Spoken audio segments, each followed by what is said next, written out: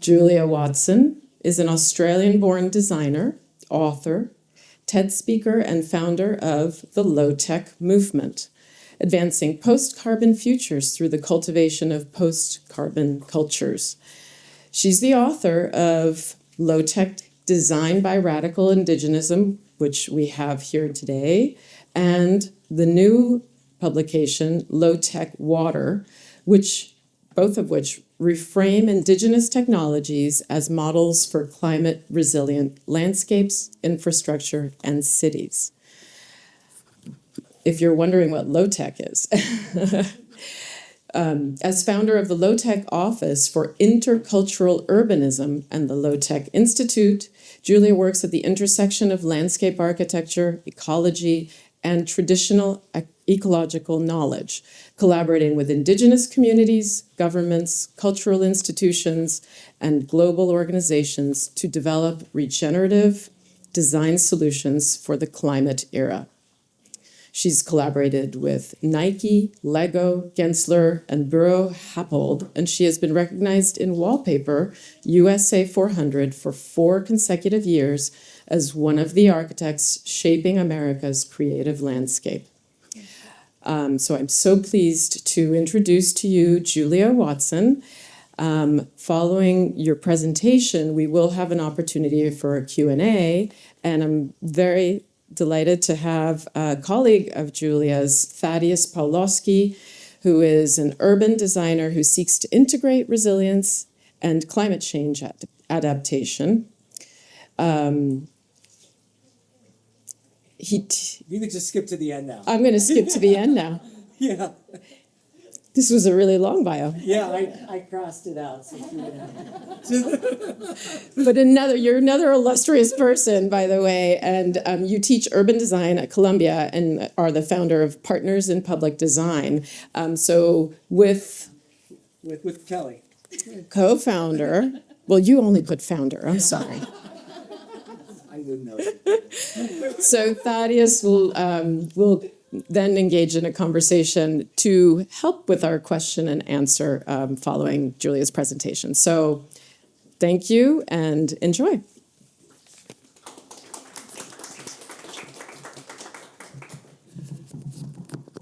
Thank you.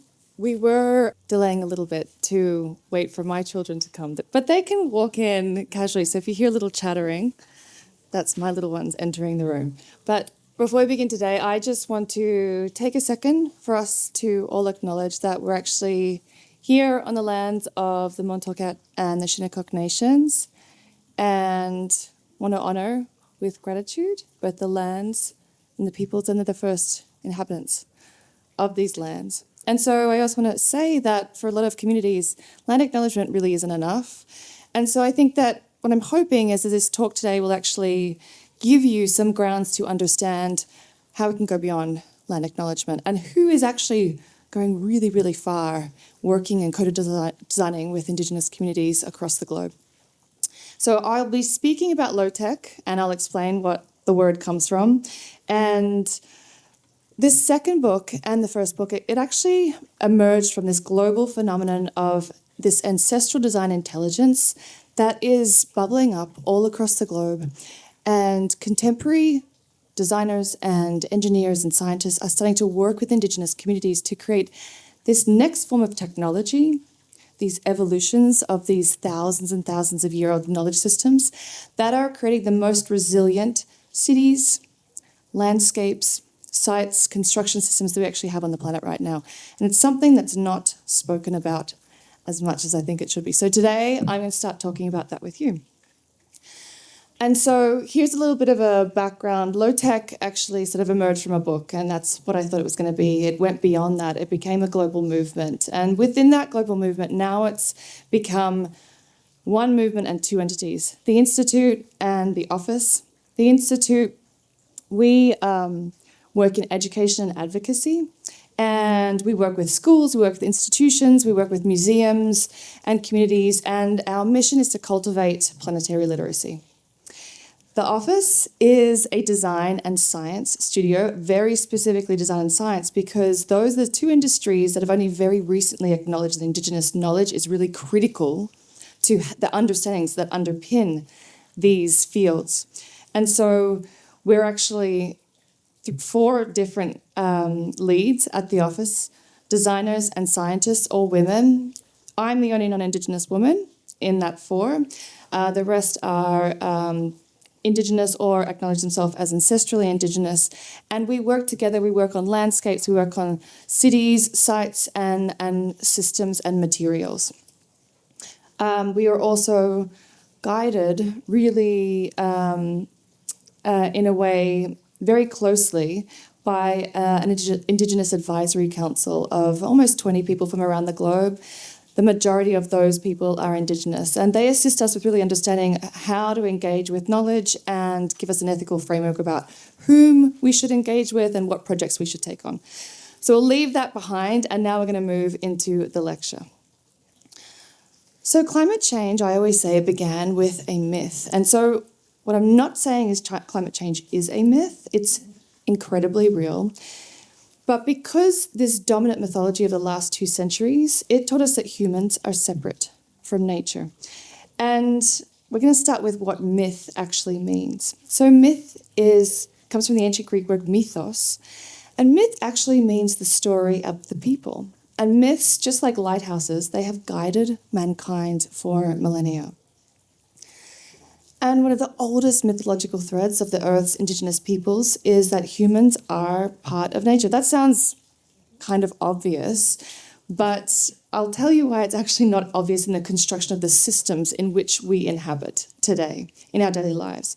But this is the living root bridge. It's built by the Khasi people. It's built, constructed, grown in a process of collaboration with nature. They live in northeast India. They live in one of the most wettest places on Earth, and it's the only bridge that can stand the forces of the monsoonal rains that actually travel really rapidly through this pretty hilly landscape.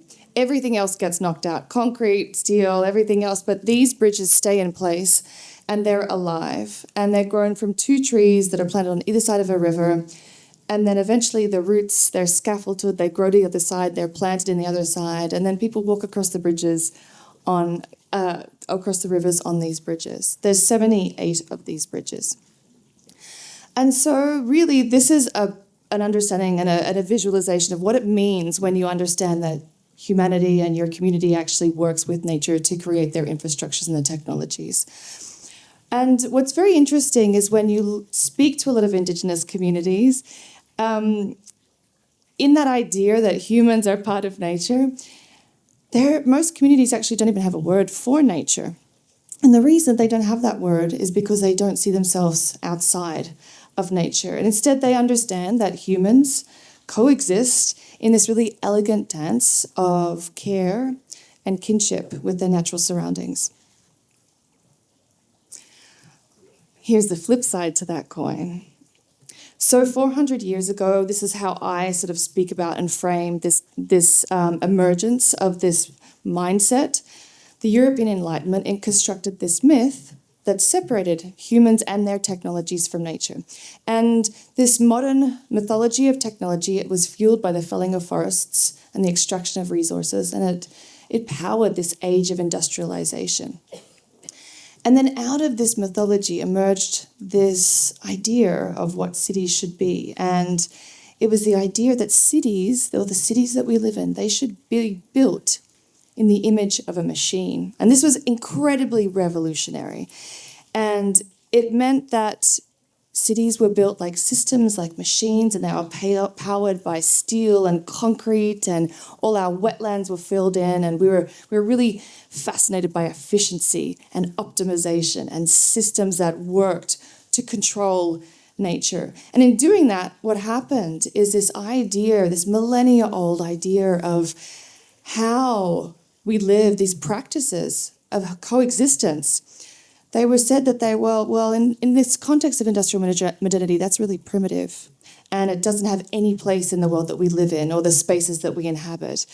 And so what was this idea of humanity as caretakers of the earth in this relationship and kinship and care became this idea that what we're supposed to do is control control our environments, control our landscapes, to optimize how much land we can transform to create cities and agriculture. And so this replacement of caretaker with controller happened.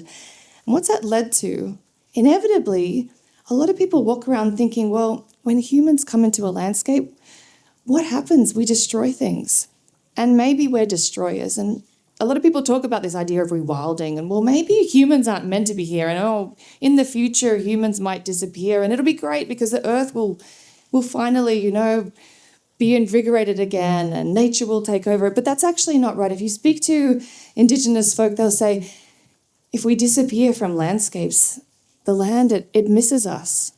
We're here to have that relationship, to put our energy into the landscape, to build it, to make it better, to make it more vibrant, to give more food for humans, but also for all the creatures. That's our role. We're not destroyers. We've always been caretakers. So this is the context that I'm interested in understanding my work.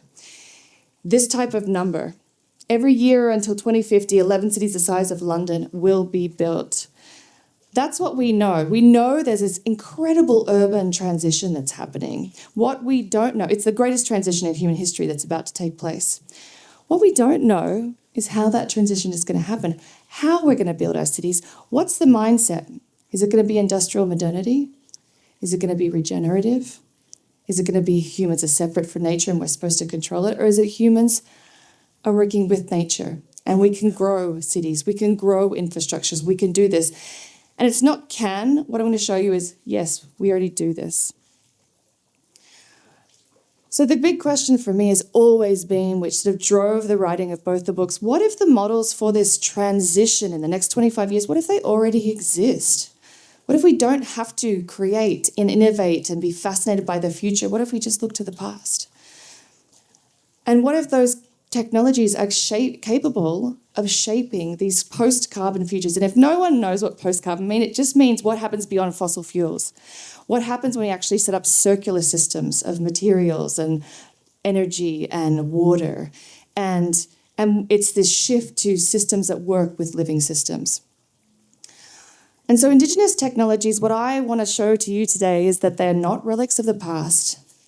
They are living systems and they're capable of shaping our future, the future of urbanism, the future of infrastructure, and the future of industry. And so this you're seeing here, this is actually Mexico City. This is the Chinapa Agricultural Islands. And this was the pre-colonial Mexica capital. This is what that was made of. I'll come back to this a little bit later. But it sits in the south of the city and it resisted extinction, the colonial expansion that decimated the city and has left the city in the type of crisis that it's in now. And so all of this work is the foundation of Lo-TEK. And it's a framework, I think, really simply. LO, local, TEK, traditional ecological knowledge. I made it up. Actually, my husband made it up. He's in branding. He's back there with my kids. I'll give it to him. We'll share it. But it's a framework that redefines technology through the intelligence of ancestral knowledge. And so many people are fascinated by technology today. Our culture just uplifts it into the highest level. But what we ignore is all the technologies that work with our natural systems. And so that's really trying to bring about a balance. We're not saying one is good and one is bad. We're just trying to say, well, what if we have both? Because we actually do. So in 2019, I published Lo-TEK designed by Radical Indigenism, middle of the pandemic. My marketing team from TASCHEN, the first-time author, they said, this is the worst time you could ever publish a book. I'm so sorry.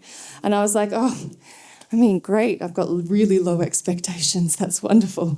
It's still a perennial bestseller 6 years later, which is great. They actually made a new genre at TASCHEN called an art academic book. And now there's a lot of books that have followed in that particular genre. But what I was really trying to question was why some of the oldest and most sophisticated sustainable technologies on the earth have been excluded from our education systems. We don't teach this to our kids nearly anywhere across the globe.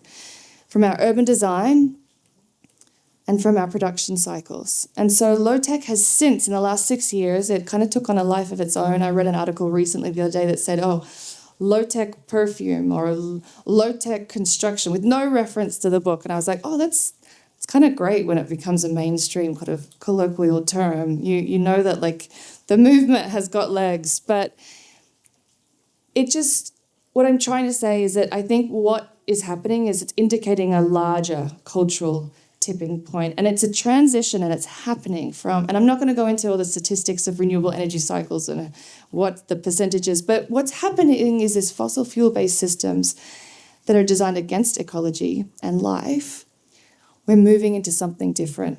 And this is part of that, and I'll show you how. And so, why write a book on water with a beautiful fountain background? Thank you. It was super well product placement. Because so many cities around the world are threatened by water. This book, this one here, I'm going to do a bit of a humble brag, maybe not so humble, but it just won a Nautilus Book Award. But for science, it's kind of a, I'm not going to say, well, I'll say the Pulitzer for science. It's not that big at all, but it's actually it's really important. It won a gold award for ecology and environment. It also won its own little award for imaginative ecological design and ecological research and design. It's just received a national prize from the American Society of Landscape Architects for research, and it's nominated for an international prize from the Indigenous Federation of Landscape Architects in their Indigenous Studies category. It was a 4-year, first book was 7, this was 4. It was a labour of love. We worked with 41 different communities, had over 150 contributors that actually brought together this volume. I always say these books are thousands of conversations over hundreds of generations with lots of different people's voices, bringing into a moment in time that then we can shape more time from. And so this sequel documents what I talked about, this new class of post-extractive, post-carbon climate technologies that are emerging across the planet that combine ancestral wisdom with the best of technology and science that we have today.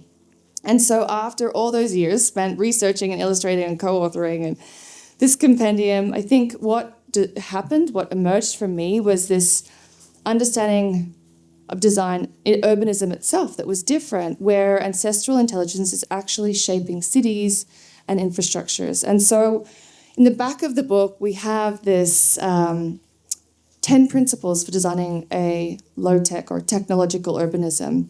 It's a framework which we worked with many Indigenous designers and landscape architects and architects to come up with 10 principles of, if we would design cities, which we are, in places where there is still a really strong presence of ancestral knowledge about how to work with climate and environment and water, what would we design? What's the next Venice? What's the next Paris? What's the next these incredible places, so that we don't keep on reproducing these modern, extractive cities that ignore living systems.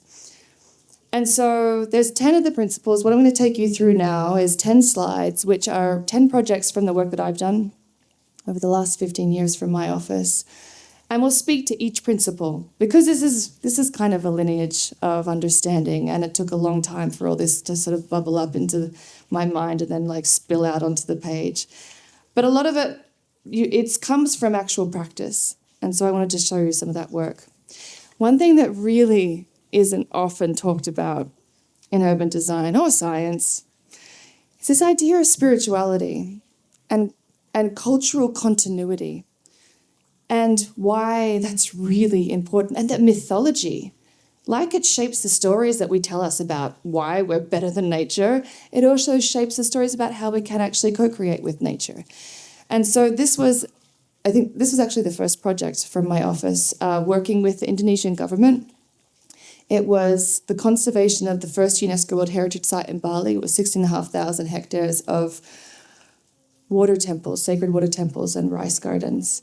And really, one of the things that we looked at is cosmology and the geospatial relationships of cosmology that exist on the island of Bali and how they shape conservation, where you build, where you grow, how your water systems work, all together in this two different types of cosmological systems, but one of them is Tree Hitakarana. And that's this idea that there's the forest at the top, and that's the sacred, and it conserves the water, it conserves the mountains, it conserves the volcanoes and the rice goddesses, and the water and the minerals and the nutrients that come down in the rains into the middle space, the bur, which is the space for people, the middle grounds. And then the lowest is the low elevation of the bar. And it's not, and that's the sea, and that's where all the waste goes to. And it's not that one is good and one is bad. There's no dualities in these worlds. There's just a gradient. And we need both. We need the sacred and we need the profane. And this whole concept shapes the island and shaped the way that we designed the experience of tourists and how we conserve this UNESCO World Heritage Site.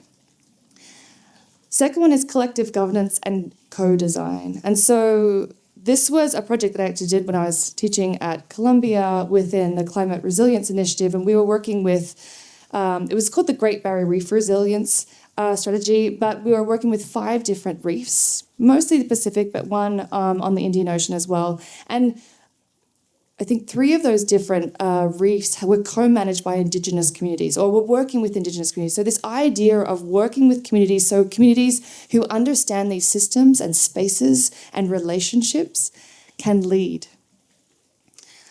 The third one, commons-based resource management, incredibly important. And this was actually brought up, this is a project from about 10 years ago, doing a master plan for the CBD of Lusail, which is the city in Qatar, and really looking at what do we do when we move beyond fossil fuels? How do we power our cities, our energy systems, clean our water? Number 4, to evolving ancestral intelligence as innovation. So this is probably the idea that can shape most landscape architects, the way we design in the everyday with the typical client. Native species. How do we introduce our native species and really understand the technologies that compose the composition of native species and how they're planted together? We use this as an idea to create this biodiversity haven that was really porous for this project that was built, occupied in October last year, 144 Vanderbilt in Brooklyn. Worked with So Ill, if anyone's an architect here. They're pretty famous Dutch firm that's emerging and doing some wonderful projects. And Tank House, which is Tom Main's son, Sam Allison Main, was the developer. And it's a multi-story, multi-residential complex with commercial down the bottom. We were in pre-concept from the very beginning with this project, and we could build this incredible native plant palette of over 85% native species into the creation, low maintenance, very tolerant of low water conditions, but also we had this whole ability to capture the water, keep it on site and use it to re-irrigate on our site. We had sunken gardens here, you can see for the kids. We had 2 roof gardens. We had a huge multi-level courtyard out the back, streetscapes, and on each single, you can see at the front of the facades of the building, every single termination of corridor, the public space, ended within a shared green space as well. Number 5, Indigenous multi-species urbanism. This also is this idea of using native species in our landscapes, but when you think about Indigenous multi-species, it also leads to new native food pathways. And how do we start to promote that idea, which I think would be a wonderful idea out here or in New York City, to start to build cuisine out of native food systems. There's an incredible movement over in Minneapolis, Minnesota, by the sous chef, where they're just igniting landscapes. They're doing land back movements that is really being pushed by the native food movement. So this was actually a project for the city of El Segundo, the 2028 Olympic Gateway project, where they said, can you design a really nice gateway for this city? Our emblematic species that we adore in this city is a blue butterfly. Can you make a blue butterfly? And we were like, oh, yeah, we could do that. Maybe we'll do that. But maybe we can make a space that can engage for children to play and experience, and given this butterfly is threatened, we can create incredible long pollinator corridors along these strips along the highway, so we can actually give a space for these butterflies to prosper. So building in these ideas into pretty typical, sometimes, gateway projects are pretty mundane, but always trying to think about how we're building these principles into the way that we design our cities. to water-centered urban planning, which was what we did when we were employing these living systems and these cultural infrastructures. This was the Jet Dubai CBD master plan in the UAE. Not successful, but we gave it a shot. To living systems and cultural infrastructures, this was the Symbiosine. So this is a project that was a speculative project. It was at the Barbican. It was commissioned by the City of London. We were asked to contribute to this exhibition called Our Time on Earth. It's a bit sad, that title, but it was really interesting. And a lot of the really incredible speakers making their way around the world today, they all did art pieces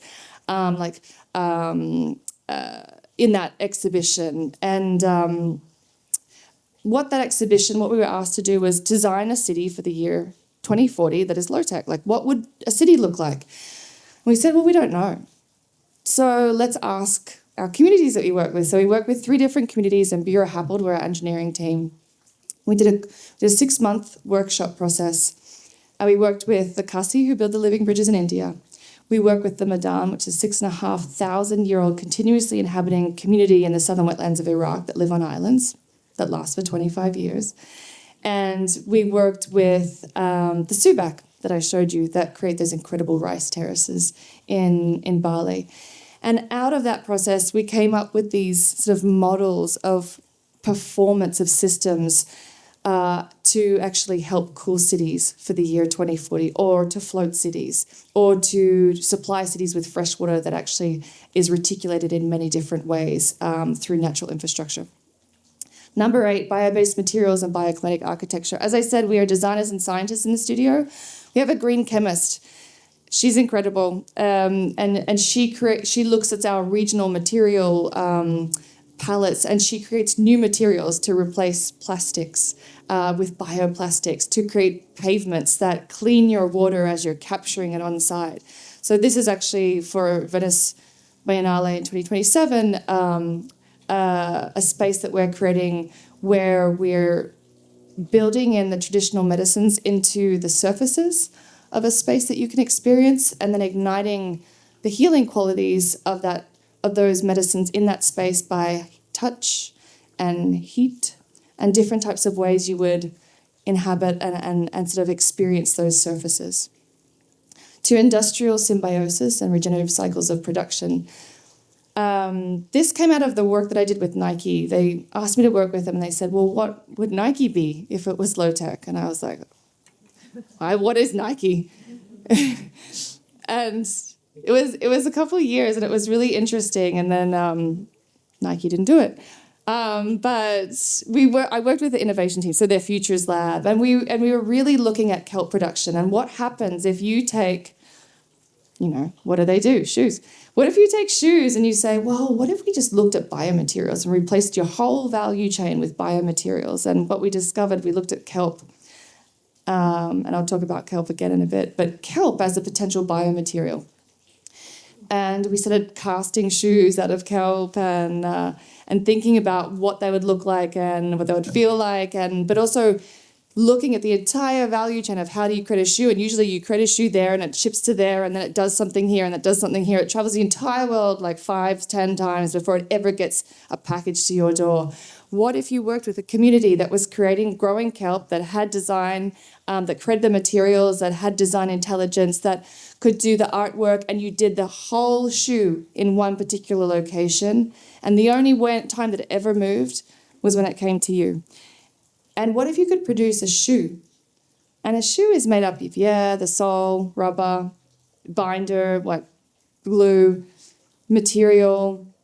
But you have to package a shoe, you have to dye it, you have to make it fire retardant. And we did this incredible research, and we found out that kelp is a pretty phenomenal material. We found out that we could actually make an entire shoe, and everything that goes to that value chain and production cycle, even the biofuel to get it across to you, from kelp.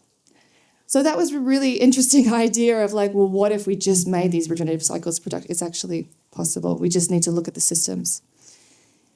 10, regenerative water and energy and waste systems. This was the project that we just finished in May. It was a courtyard and streetscape for a new contemporary art museum in Mac, Panama, another design competition. We didn't become the finalists, but I'm showing it to you anyway because we're working together to really look and collecting all the waste from all the restaurants and all the shells from, because they're right on the water here in Panama City, building all that waste into the way that we're producing our materials for the surfaces of not only the courtyard and the streetscape, but then the architects were like, well, can we build that into the way that we produce our walls and our furniture? And so collecting water on the site, not only we were doing a lot of other things, we were using 5 different ecoregions and the forest guardians, like the mother trees from those ecoregions, and creating beautiful plant palettes to celebrate these threatened, endangered tree species and telling the stories of those species from the Indigenous communities that take care of them and working with the communities to source the materials,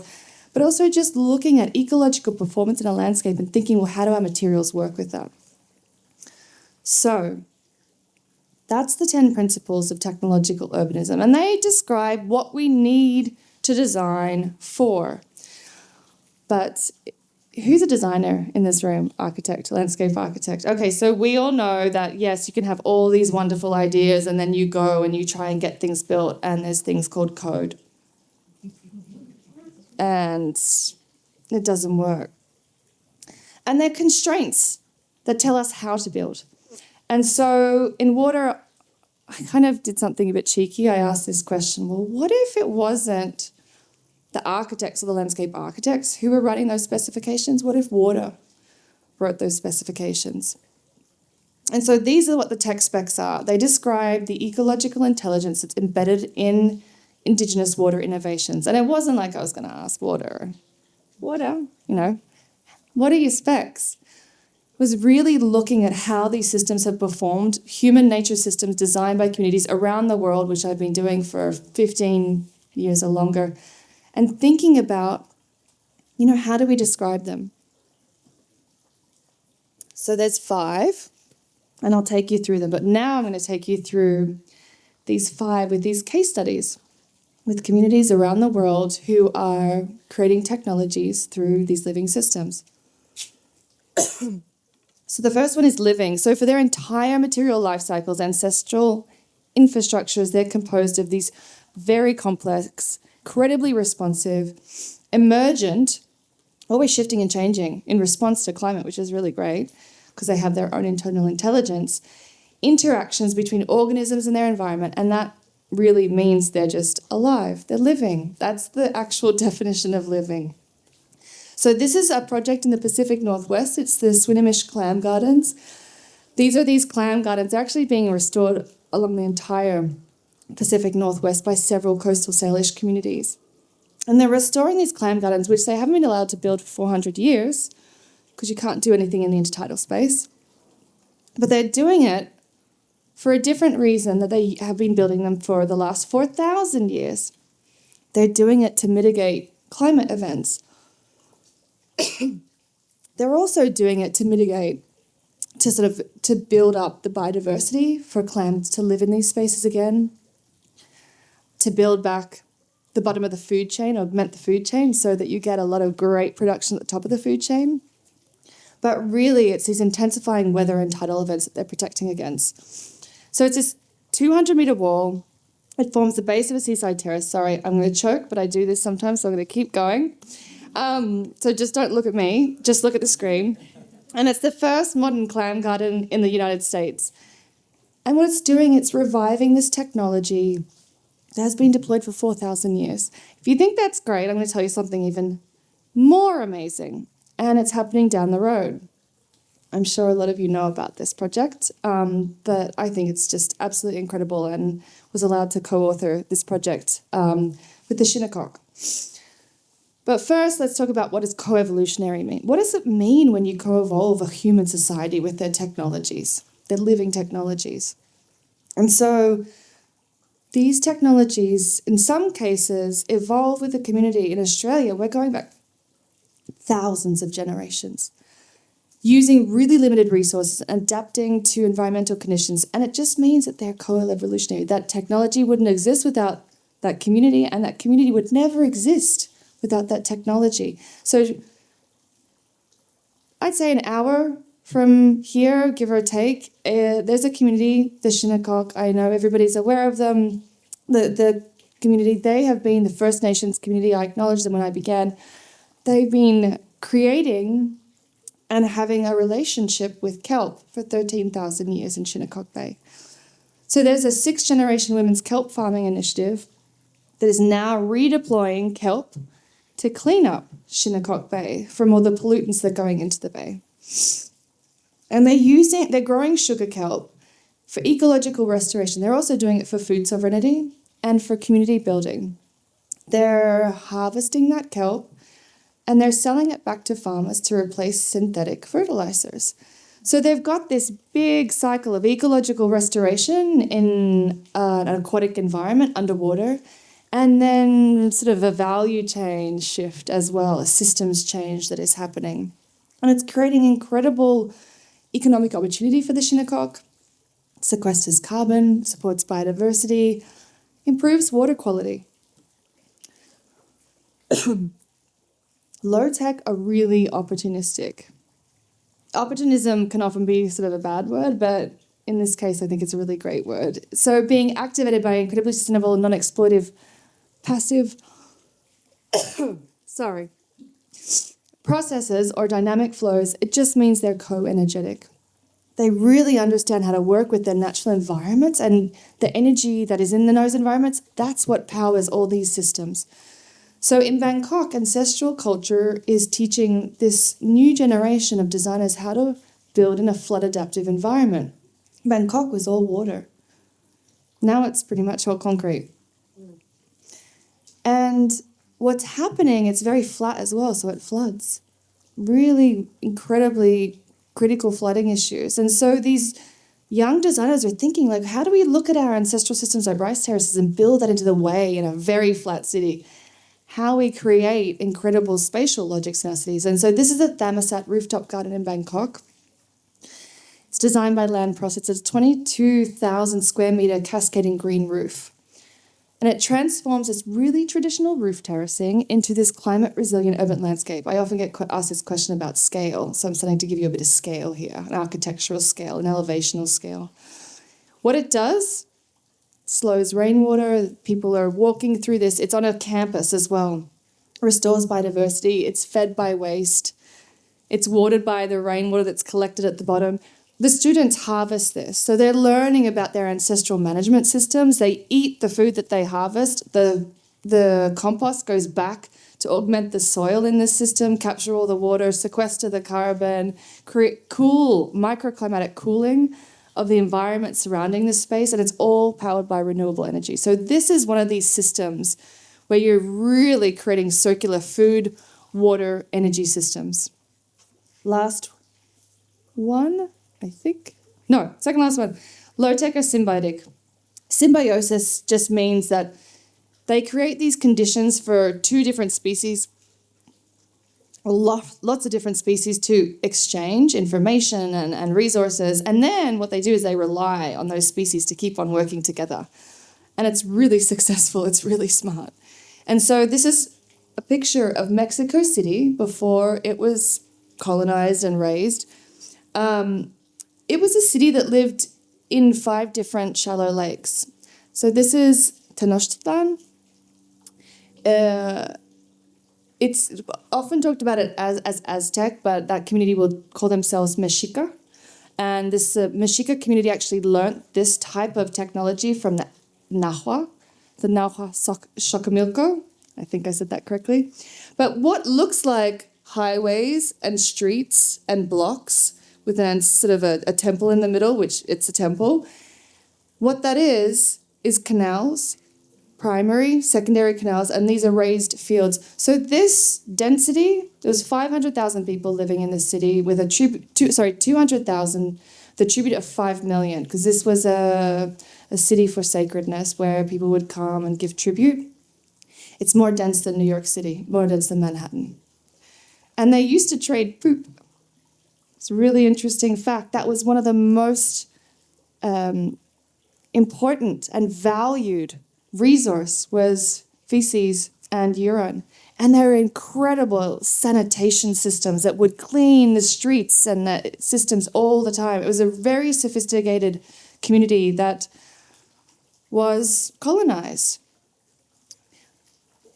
the conquistadors came in and they said, let's put in a European city. So what are we going to do? We're going to cut off your water supply. They cut off the big canals that supplied the water into these lakes, dried it out. Now we have Mexico City, water scarcity issues, terrible flooding, terrible drought. There's just a multitude of crazy, chaotic issues that are happening. Big sinkholes just open up in the pavements and swallow trucks.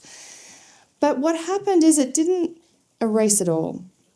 So in the south of the city, these chinapas, they still exist. This is what they look like from above. And they're growing the city's food while they're cleaning the city's water. They're lowering the city's air temperature. They're cleaning the city's waste. Compost comes back here. Farmers sell to all of the restaurants, mostly the really high-end restaurants that are having this big ancestral food revival. And it still exists. It also exists in the East as well. But it's an amazing example of what you can do in a city side by side. And when you go rowing in these canals, like the quiet and the beauty and the birds, after coming out of crazy, chaotic, hot Mexico City, like it's phenomenal, the sort of like the duality, like it's complete opposite. So lastly, Lo-TEK are cyclical.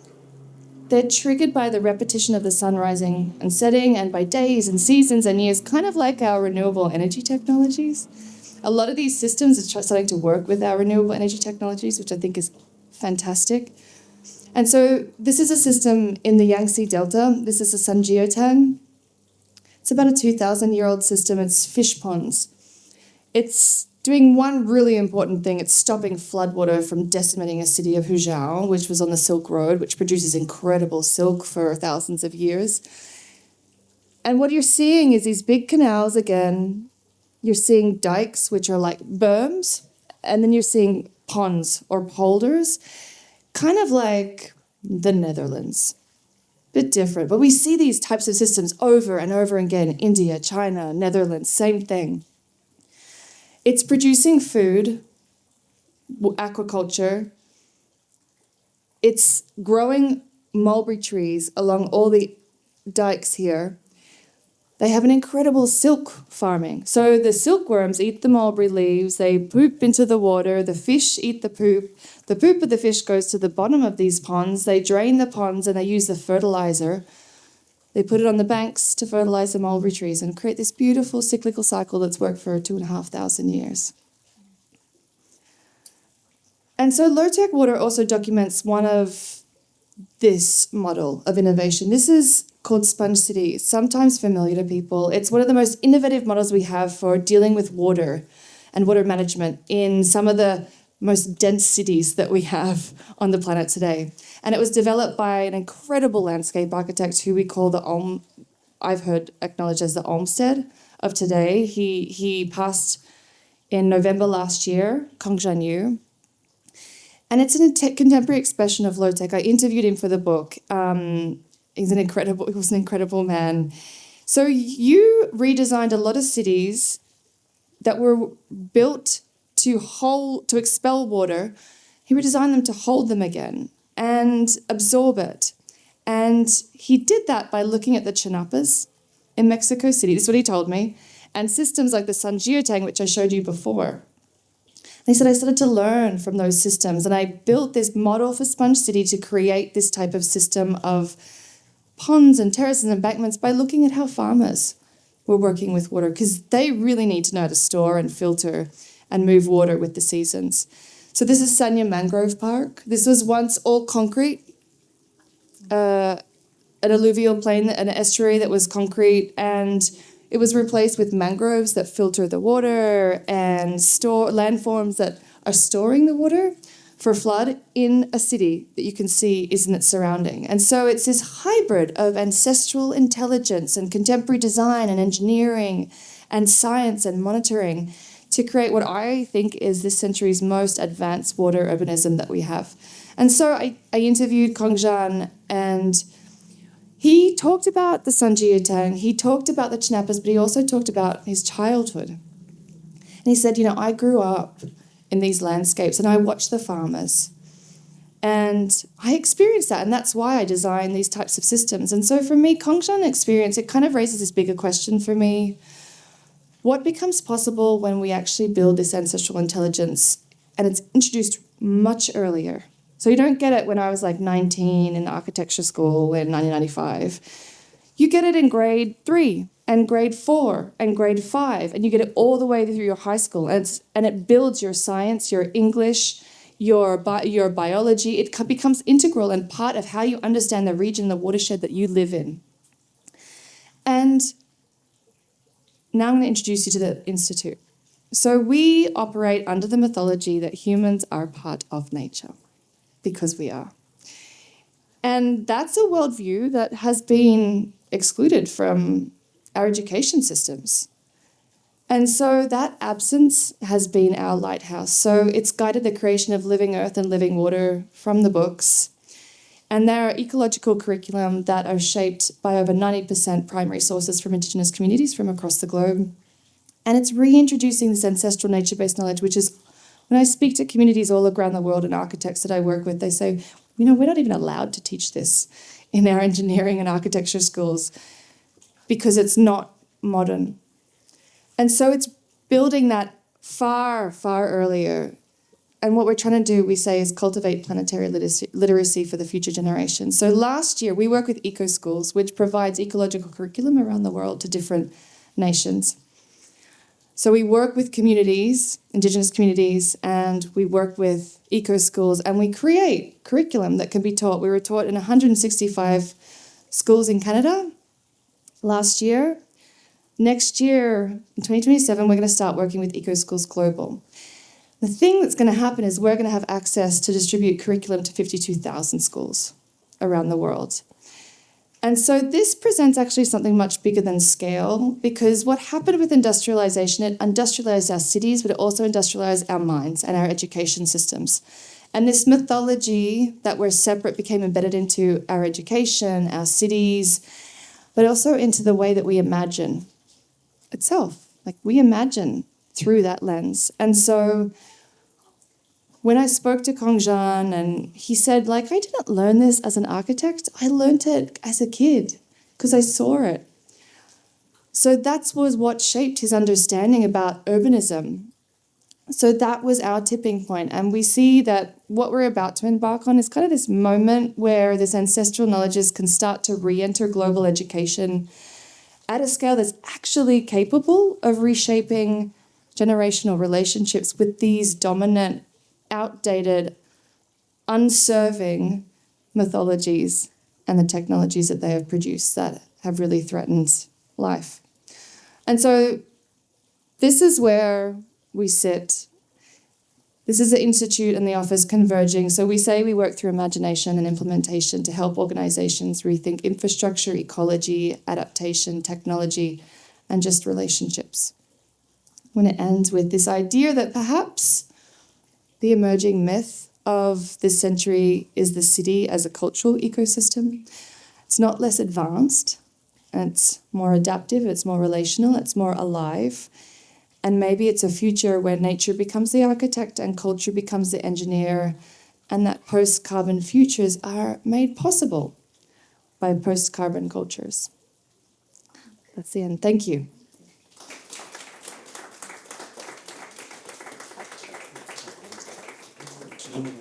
Great. Shall I come join you? Yes, and now Thad is going to come and join me, and maybe we'll introduce how we know each other. Sure, yeah. That was beautiful, Julia. Thank you so much.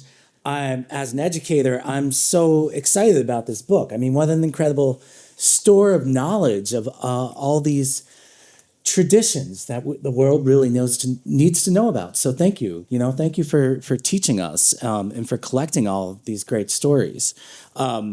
And I did want to ask a question, maybe like a framing question, which is sort of self-serving, or what would the Lo-TEK East End Long Island look like in 50 years? How would we apply these principles to here? And if you want to do you want to answer that now, or you want to think about it while I think first I want to say that Thad and I think that's an amazing question, and we're going to craft a little story to tell you about what's happening in your local environment today. But Thad and I taught together at Columbia for a couple of years. We went to Vietnam, we went to Mozambique, and we saw on the ground what was happening remember we were in Beira together 2 years after a really devastating drought where they lost 90% of their housing. 2 years later, they were still in recovery. Yeah. And I was showing the book to the students that we were working with, and we were coming in as experts, and students started drawing their own indigenous technologies and landscapes. And I was like, they said, oh, we have something like this, which was called the Machamba. it's called the Machamba, but it was just like the Kahamba, which the Chaga people grow on the southern slopes of Mount Tanzania, which are forest food gardens that are collaboratively owned. And so this sort of idea that these systems are kind of networked and they're already in existence, and communities really want to engage, and they know that they're the experts. And they said, well, yeah, we should be the experts designing the recovery of these systems. But what happens is, and this is a bit of a segue, governments sometimes don't listen. And then the budget line items of governments don't match, because you've got to build a road and you've got to build, millions of houses, and you have to get the water out of the city as fast as possible because it might flood again. But then you've got to clean a wastewater treatment system so you don't get sick and you can treat the waste. But what if you could do all of those things as one type of thing? And so that was kind of the challenge. And we did a similar project in Can Tho in Vietnam with our students at Columbia. And Thad still teaches there and is heading the Resilience Center and has done incredible work with the city of New York as well. So he comes from the side of understanding government and the sort of inner workings of government, and living out here in Montauk and really seeing the challenges that the communities are facing firsthand on the ground. And I would say, just like with that museum project at the Barbican, is to talk to our local Indigenous communities, and first to say, former prior consent. Are you interested in being involved in trying to understand the best way to make our landscapes resilient? Can you lead us? Can you co-design with us and really understand that? But that also comes from really acknowledging the Montaukett nation first. And I think that what's really interesting is those processes of acknowledgement then lead to, what does that community want out of offering their knowledge and those services? They want land back. And what does land back mean? Land back means coming into the right relationship with landscapes and systems and life, and being allowed to steward and be the caretakers again. And so I think that would be the process that I would say is in dire need along these systems. And these coastal infrastructures that have been built by communities that were removed to replace with city infrastructure so you can get boats up to the water and you can stop cities from flooding. To think about, how do we build those back into place and allow communities First Nations communities to show us how to thrive in our landscapes again. That's wonderful. Yeah, and you mentioned New York City, so maybe I'll start there as a reference point. And the governance challenge, one thing I've heard from environmental justice communities, leaders in New York after Hurricane Sandy, people who are on the front lines of the climate crisis are often in the position to have to speak for many generations, It's a lot to put on people. So, like I remember Eddie Bautista, the head of the Environmental Justice Coalition in New York, saying to me, like, please stop going around and saying, all the money should just go to the local environmental justice groups, because that would be too much for us. Like, we need government to show up and do this stuff. We want them to do their jobs. That's just Eddie's point of view. But I hear it too. I guess what I love about your work is that you're also providing one model of allyship to communities that have design intelligence. And not just hey, what would you do? But how do we as professional designers really, bring your skills in drawing and understanding and science and engineering to those Indigenous systems. It does raise a question for me though, because in my mind, like I read Naomi Klein, the other people who are looking around the world at the front lines of the climate crisis, and they see Indigenous people in many cases as like the front line against the expanding catastrophe of urbanization. And urbanization is like the same thing as, fossil fuel consumption. If we were talking, sometimes people say like cities are responsible for 40% of fossil, that's bullshit. Like they're responsible for 100%. Like we live in cities. Cities are not just like New York City, but like this is an urban experience, even here in East Hampton. And, it's stuff for people. So cities are responsible, as we know them, for 100% of our planetary climate crisis. And, so how do we, not only address these individual moments of trying to elevate this knowledge, but try to change that pattern of urbanization, And I guess that's what you're trying to do with your institute. Yeah. And I think it's also this idea of how do we, in every single context and these 10 principles, how do we employ systems of governance and governance of water and governance of our natural resources that are really shaped by ancestral intelligence and thinking? How do we think about materiality? How do we think about the entire, value chain of energy and that system of circularity and industry? We have examples also in Northern Europe of cities called industrial symbiosis cities, where cities co-locate all their industries so that waste actually is never part of a cycle. It's called residue, and it goes into the next type of production system. And so this incredible system of circularity is making its way into the systems and into the production cycles, but also into the spatial logics. And then that sort of moves out into the spatial logics of housing and relationships to open space and relationships to water. I don't think I'm addressing what you were talking about. I think it's Naomi Klein and the idea of communities on the front line. And I don't know that my work always speaks to communities like New York City, who are on the front line, and really large cities. Yeah. I think where I try to place this work is cities that are going to be having that moment of expansion that we defined, and places like we're seeing in like Albania and Eastern Europe and Africa and China and Southeast Asia, where there's rapid expansion, but expansion in a certain way will just bring on the catastrophes that we see in New York City. So what is the crux of the moment of change?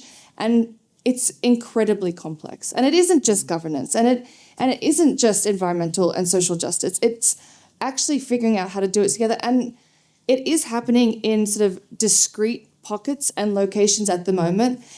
But Kong Jianyu wrote years and years letters to local governors and to mayors and different constituents, and they all told him he was mad and his project sucked and it wouldn't work. And he just kept writing and kept getting people and kept building and community building, bringing it together. And now it has emerged at one of these systems that is the most incredibly performing water-based systems that we have. Right. And we have these precedents to work from. So I think a lot of the work that I try and do is looking at systems change in education, looking at systems change in spatial design and materiality, and trying to just give a guideline, because I'm not going to do all the incredible work on the ground. Yeah.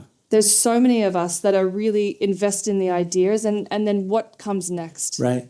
Well, I guess one sort of the systemic change that's been on my mind too is, you have these beautiful projects. I love the soil building that you did with the tank house. So wonderful.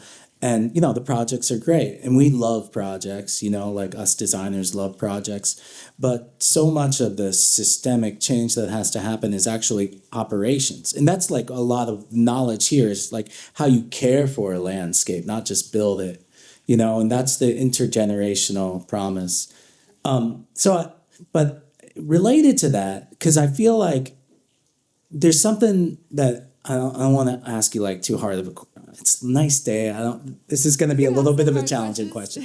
What is indigenism? Like, what qualifies? Oh gosh, really? Yeah, because like what qualifies?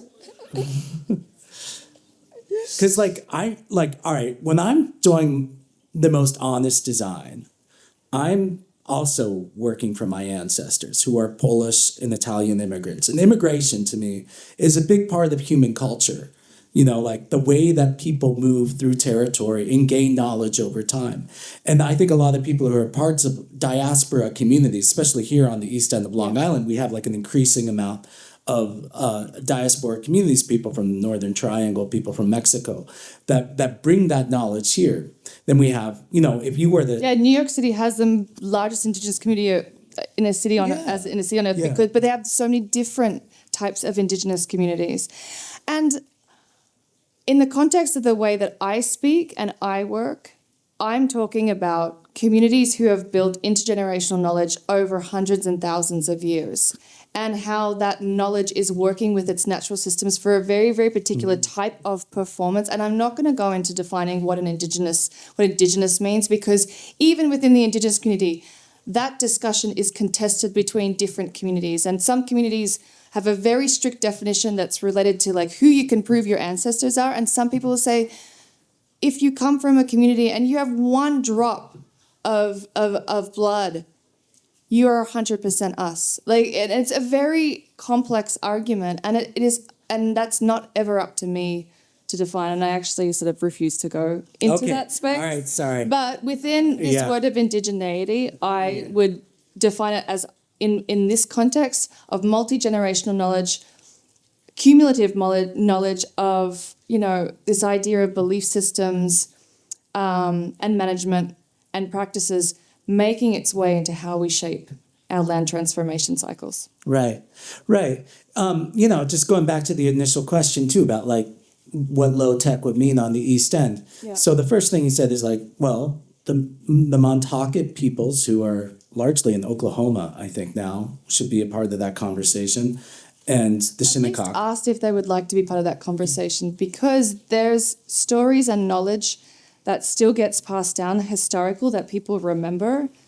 But it also, if for communities, when you work with communities, you can say, well, we can talk to the Shinnecock, and then we can, if there's a bunch of knowledge there might be, there might not be, but you can then move to a community that's close by and they might have knowledge, and you keep on moving out to try and build up your breadth and depth of knowledge. And it doesn't actually disclude when you're talking about different types of entities that have lived in on land for a very long time. I think that there's a process to include everybody in that knowledge, because everybody is then going to be part of the adoption of that system and the ongoing management and participation in that landscape and that community. But I do think that what I talk about is an intelligence that is ancestral, that is built into and working with an intelligence that is non-Indigenous. And so I think that in that definition, you can talk about everyone being involved in that conversation. And I don't think Lo-TEK has ever said, like, it has to be this one thing. But what it does say is that for a very long time, these communities and these knowledge systems have been completely excluded from the way we shape. And stop that process of exclusion and erasure and violence and acknowledge it and build it into the way that we think and imagine how we shape futures. Absolutely. Yeah. So like we couldn't really make a long-term vision for the East End of Long Island without really addressing repair, you know, like how we kind of, you know, make amends to the violence of the past, but also, you know, make amends to the kind of relationship to nature, you know. But I think a project could also be part of that community building process. Yeah. And I think that's what happens all over the world, is that the actual project becomes the agent for that community building and for that repair and recovery. Yeah. If you do it right, you know, often it can be the other way around, you know, like when you try to force it down somebody's throat. One more quick question before I open it up, because I do feel like you and I might have different perspectives on things. I'd love to talk more about our experience in Mozambique and Vietnam, because it was really rich and kind of formative for me. It was 8 years ago we were in Vietnam together. And maybe I'll just digress on that for a moment. We were there because the World Bank, like, was working to build a big bathtub around this city that was in the Mekong Delta, like basically a big dike, like, to keep the water out so that Chinese developers could make more money off of developing land. And this was the Mekong River Delta, which was subsiding rapidly because of industrial water extraction and sea level rise, and the replacement of like indigenous, like ancient forms of agriculture with more industrialized forms of agriculture. So we're watching all this, and the solution, like for the Vietnamese, was like walls, walls, pumps, basins, and that's always the solution in our world, is like more hard stuff. And then we were there and we saw this floating market, right? This is like incredible. Like, people could just live on the water in the most beautiful ways. And I felt like, and then all of our students were like, not drawing walls, but drawing floating markets. And I felt like that was a very great evolution. But the World Bank, they're still out there building walls. And then we went to Mozambique together, which was incredible. And we saw, as you described, the Machambas, the farming communities, but the rapid industrialization, largely as a result of natural gas exploration off the coast, and it was And ports, yeah. and ports, yeah. Infrastructure support it. Yeah. And that's like, I feel like when you were, and my question is going to be about Nike, because I feel like when you were talking about Nike and you were talking about like what prevents this work from happening, you said government. And I think it's capitalism, basically. Like, I think we can change government. Like, we should change government. We should continually renew government. But capitalism is an entropic force that kind of... Extractive.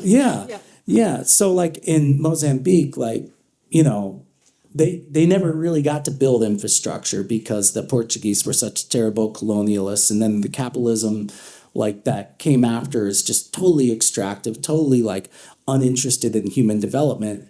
And so...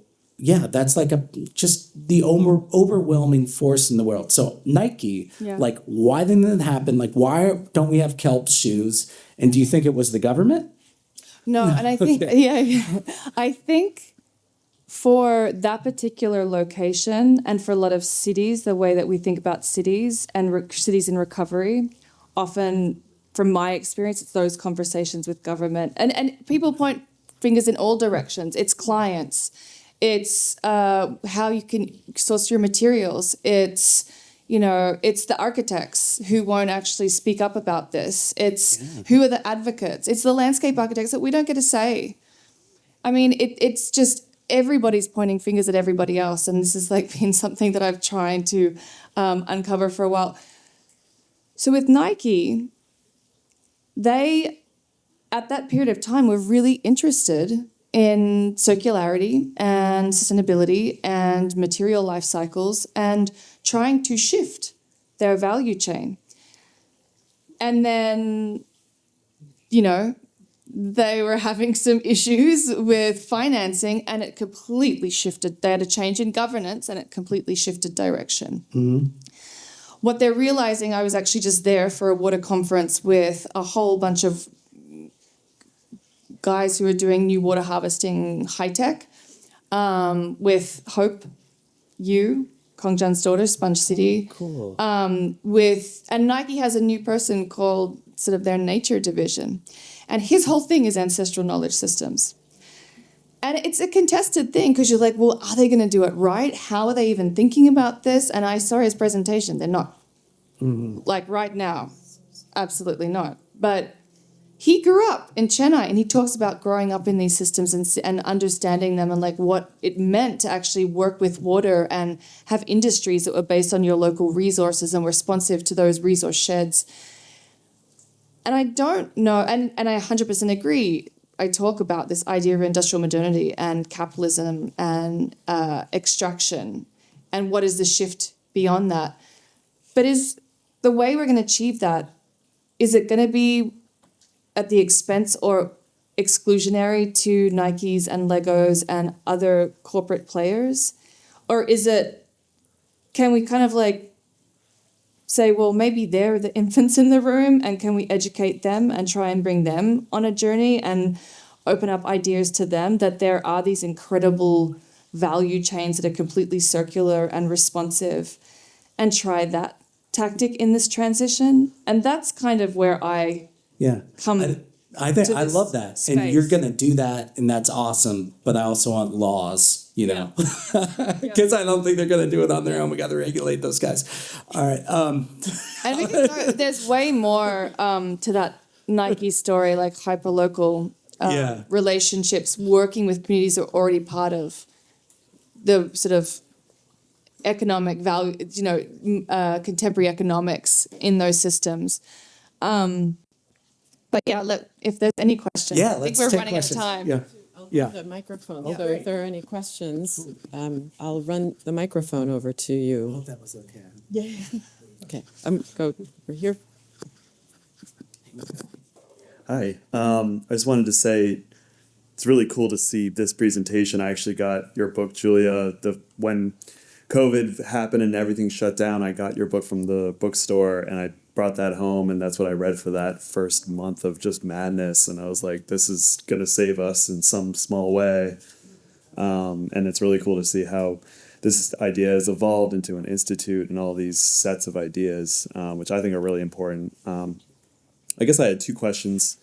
One was if you've know about the work of John and Mary Todd and the New Alchemy Institute and what they were doing in the 70s through I guess the 80s and 90s, but it's a lot of these some of these ideas at least of enclosed systems and I think these are always like, I always sort of talk about this, like these conversations happen, and we're all just having conversations with each other, especially in academia, and as designers, you're picking up threads and building on those in new spaces and places and times. Yeah, and I'm wondering, I don't know if those ideas got folded into something else, or I guess the second part of my question would be thinking instead of like large city systems, but thinking small intentional communities, eco-villages.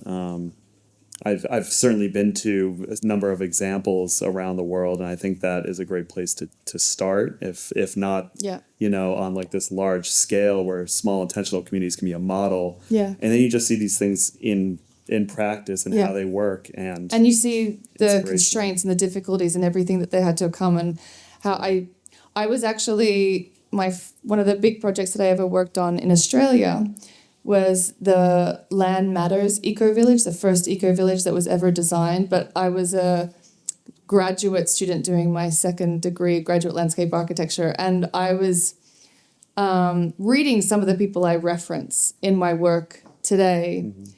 And it was kind of forming back then. And that eco-village, it's in the Currumbin Valley. I actually just met someone whose parents live next door in that eco-village like last week. And they're like, it's amazing. And, no dogs, no cats, no fences, like recycling in one area, or communal kitchens in the land, all the waterworks. But I remember drawing the little site plans and like being part of that back in the day when we just drew everything and we didn't have computers. Mm-hmm.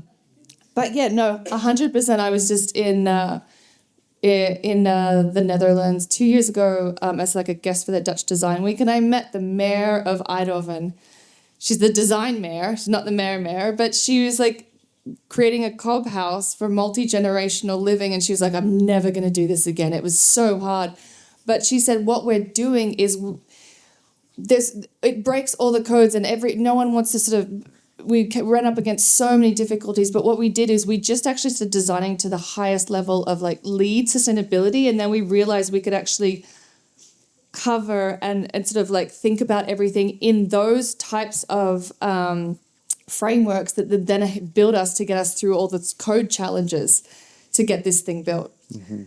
And so I met guys who are doing multi-level complexes in Cobb and straw bale and like these really. So I 100% agree. My husband and I always talk about living in shared housing and one day like dream project Yeah. designing. And I Eco always wish villages. something like that could happen here, but again, Yeah. it's like zoning and local laws that are prohibitive and You just need one person a paradigm with a shift. deep pocket, Yeah, yeah, no, I know. because that's what we had in Australia. That's how it. Yeah, right.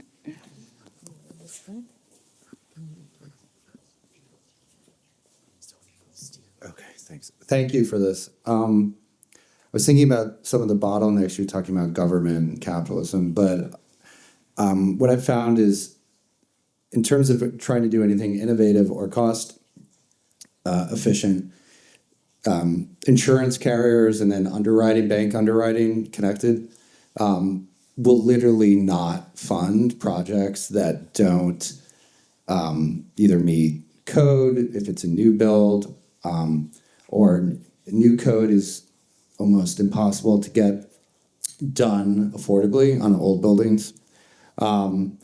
So that there's like this background, at least in the States, there's this background when we talk about housing near waterfront. And what I've also learned is that despite rising sea levels, we all want to live by the water. It's just like there's something human to that. So you can keep building, people will move there. But it costs so much to build because of the insurance premiums and then the way that these projects are financed, because traditional banks may not seek to finance them unless you're Ken Griffin in Miami. But I think I'm trying to say is it seems like you're also interacting with some of the challenges to make these at large scale feasible, because so much of them are driven by insurance, risk management, and banks. So when I saw some of the images of the new builds, were those done through like sovereign banks, municipal, like, because that doesn't look like a competitive bid finance project, because they're just too interesting. And No, it was typical. right. 100%. I know the Yeah. pink building, by the way, Yeah, yeah. in off Myrtle there, and that's Yeah. beautiful. But Yeah. it's almost impossible to Yeah. get these things done. I think maybe you would be better served to answer that. And maybe it's a segue into the work you're doing or kicking off Yeah. in Montauk as well. Yeah, sure. Oh, can I use the mic? Yeah. No, it's Sorry. Oh, we can share. I don't have cooties. Yeah. Well, you prompted, this question prompts us to, one thing we wanted to talk about is, the plan for the East End. Like if we wanted to see innovative, climate adaptive design here, like what would it take? And your response was great, that we should have this ancestral knowledge play a role in it. But I think there's more, yeah. I mean, but maybe that, I love starting with principles, because your 10 principles are wonderful, and how you illustrated them with projects. Codes need to evolve, obviously, like zoning is, out here everywhere, and is a major constraint on, the innovative things that people can do to address climate, as well as our housing crisis, which is getting more and more serious, and our lack of worker housing and all of that. So to change code, to improve it, you need a big tent, you got to get a lot of people together with different kinds of knowledge. And I love the idea, I was just at this thing. Karenna Gore, by the way, just mentioned you to me. Al Gore's daughter runs the Center for Earth. Yeah, she bought the book. Cool. With the woman Yeah. who wrote the introduction, Dr. Lala Oh, yeah. the name activist. Oh, okay, cool. Yeah, because I just read a piece that Karenna's writing for the Harvard Design Journal, and you're in there. And it's a great example of the kind. But in this piece by Karenna, who's like a big advocate for, what was it, principle number 3? What's principle number 1 for you? Spirituality, cosmology, and Yeah. cultural continuity. Right. To have a place at the table for spirituality when we talk about code reform is sounds kind of crazy, but it's true. Karenna has a story about, some of the religious people she works with have this, and I'm going to get this wrong, but basically you should have 3 empty chairs every time there's a decision making. One for the non-humans, life of our planet, one for the ancestors and one for the people yet to come. And you need to put people in those chairs to speak on behalf, because you can't, ask the plants to talk. But and that, I feel like in code reform, like we could do that. We could have 3 empty chairs, and because I've been in code reform. They're very exciting conversations. I've been in a million of them.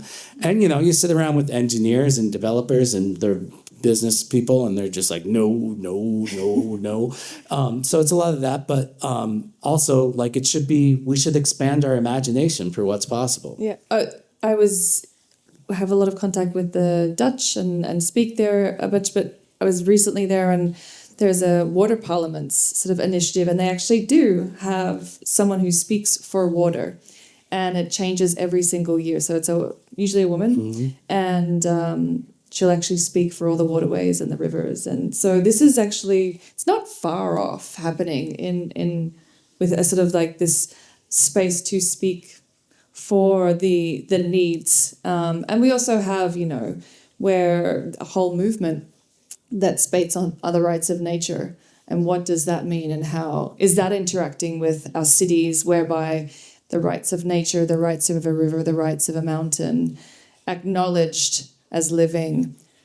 What does that do for our cities? It's moving us into having more livable and swimmable rivers. Like there are these correlative relationships spatially in systems that work with these ideas of life having a voice at the table. Yeah, and legally too, which is a great thing that's happening in lots of courts around the world, that rivers are gaining rights. And there's that great book from 2 years ago, if rivers had rights. And there's another one that just came, If a River Speaks, I think. Oh, right, yeah, right. Robert McFarlane. Yeah, brilliant book.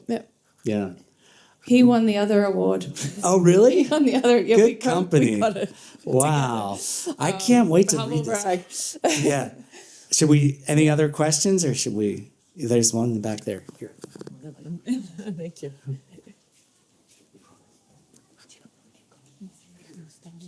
Oh, yeah, I forgot to say. Thank you for the talk. I have a question for both of you, actually.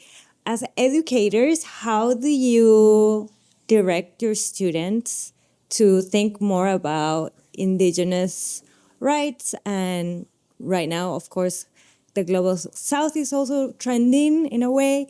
So how do you make them more aware of everything? Yeah. I might take the. Do you mind if I take it first? Yeah. So I taught for 12 years in formal academia, and now have had the institute for 2 years. And in the time that I was teaching in academics, I think I probably taught about 2,500 students. Maybe I was teaching at crazy schedules, but I had 4 Indigenous students who acknowledged themselves as Indigenous. And I was just blown away. But I studied in landscape architecture in Australia, and then landscape architecture.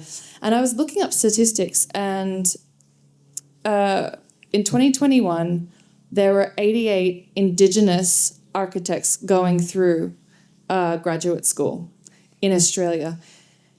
In the entire United States, we have 77 licensed Indigenous landscape architects at this moment in time that are part of the ASLA, that acknowledge as Indigenous. So there's like this incredible disparity that comes from education. And when I was teaching, most of my students would be from other countries. I think we teach a very low percentage of US based students.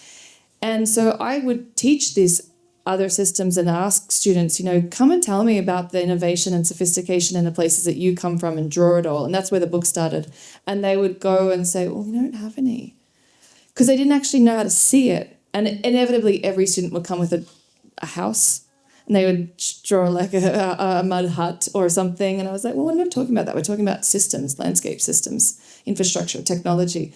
And if it was like this process of them understanding it, and then I'd have students say, I've lived there for 20 years, and my grandmother grew up in that landscape. I never, ever thought about that as technology. So I think it's like this shift in understanding. So the Institute now, we really work with different nations to build out these curriculums, and then we distribute them so that they're potentially, our mission is that we can have fully funded free curriculum for every single learner, whether it's college, high school, middle school, primary school, around the world, where you can be in any country and you could be learning about a system in your country as a technology that could shape the future of the space and place and systems and jobs that are available to you in the future.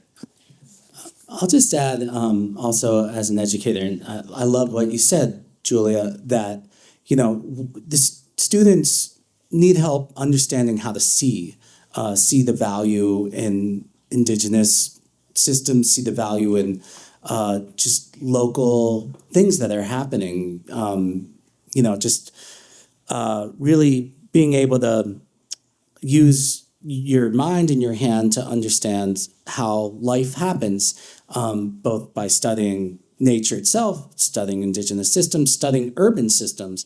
And they want that. The students really want that, and they need help with it. But it's also just like a matter of time and space to do that work.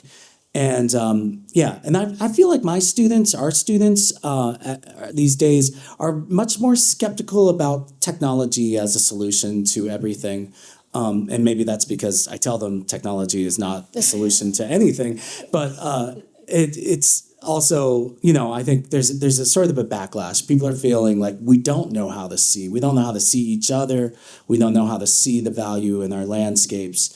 And they want that. So like when we go to Vietnam with students and they are like floating markets, amazing, or machambas. So I'll say that. And then I just want to add something, sort of curtail this into something. So Kelly and I are starting a process with the town of East Hampton now to do like a sustainable coastal communities planning thing. We got to get a better name for it, but basically Initiative. The town of East Hampton got a grant from the state Department of Environmental Conservation to do like a long-term plan for downtown Montauk, which is an incredibly rich, culturally place, ecologically, historically, but it's got a lot of challenges, both in terms of its long-term economic outlook because of sea level rise, and its ecological outlook because of invasive species and pollution, and culturally, because it's a place constantly in transition. So there's so much to see in Montauk, for all of us to just absorb, this history, this culture of fishing and surfing and loving the land and the water. And I feel like that's got to be our starting point. And maybe the Shinnecock and the Montaukett could help us, appreciate and see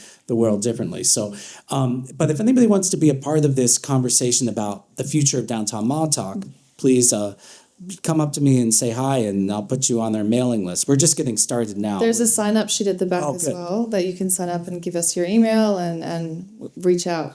Cool. I just have one more question. Sorry. Yeah. Sorry. Thank you so much. I do a lot of research in Indigenous foodways, and the landscapes where you had integrated Indigenous food systems I found them very compelling. And I think about where that knowledge comes from, and I feel like it came from a dire need to feed one's community. We figured out how to, adapt corn from a weed. Oh, hello? We figured out how to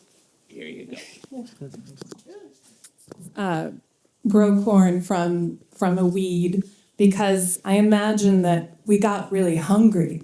And I sort of, I see these solutions, and sometimes I wonder if the biggest sort of rival, I don't know, here is how much we live with just like it's a fake abundance that we live with. And I wonder if you, your thoughts on that.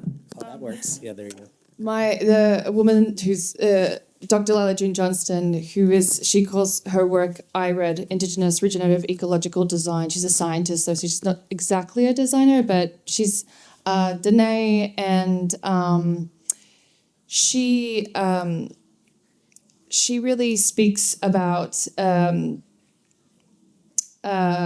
hold on, I'm having a blank. Can you quickly just recap where you left that? Yeah, so, this indigenous knowledge that you're basing your research on, sometimes... Oh, abundance. Sorry. Sorry, I didn't mean to yell. So she, her PhD was called Architects of Abundance. And she speaks very differently about this. She would say what Indigenous communities were really incredible at was providing food for all and providing food and she talks about the augmenting the base of a food chain. And so the clam gardens were augmenting the base. And you see the kelp farmers or the herring egg seeders seeding hemlock and floating it in waters to seed the herring, the roe, to seed those cycles.